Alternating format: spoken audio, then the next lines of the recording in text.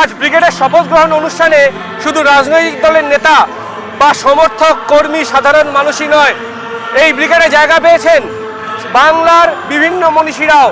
একবার দেখাতে বলবো, পর পর একের পর এক ছবি টানানো হয়েছে বাংলার মনীষীদের, যেখানে রানী রাসমণি, নেতাজি সুভাষচন্দ্র বসু, বাঘাযতীন, সূর্য সেন, রামমোহন রায়, বিবেকানন্দ, বঙ্কিমচন্দ্র, রবীন্দ্রনাথ থেকে শুরু করে বহু মনীষী জায়গা পেয়েছেন। অর্থাৎ বাংলার যে সংস্কৃতি সেটাকে কিন্তু আজকে শপথ গ্রহণ অনুষ্ঠানে বারবার তুলে ধরা হচ্ছে। দেখা যাচ্ছে বিভিন্ন বাংলার মনীষীরা জায়গা পেয়েছেন, কি বলবে? আমরা তো এটাই চেয়েছিলাম, আমরা চেয়েছিলাম যে বাংলাদেশের মতন অবস্থা এখানে না হোক। আমাদের এখানে আমাদের মতন বয়সীরা অনেক আছে, আজকে হয়তো আসতে পারিনি বা অনেকে এসছে, অনেক আছে।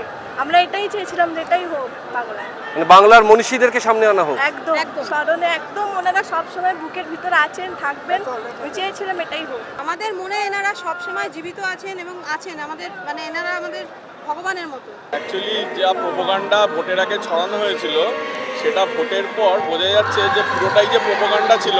আমি আজকেও সকালবেলা মাছ খেয়ে এসেছি, বাড়িতে গিয়েও হয়তো বিরিয়ানি খাবো আজকে এই আনন্দের দিনে, কারণ বাঙালিরা আমিষ প্রেমী। এই যে কোনো উৎসবে আনন্দেতে আমিষই খায়, আমি তাই খাবো। এবং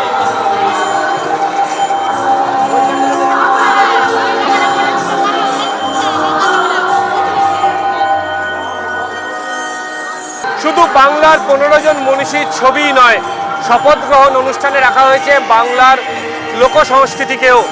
এখানে 6টি মঞ্চ করা হয়েছে, যেখানে বিভিন্ন লোকশিল্প তুলে ধরা হচ্ছে।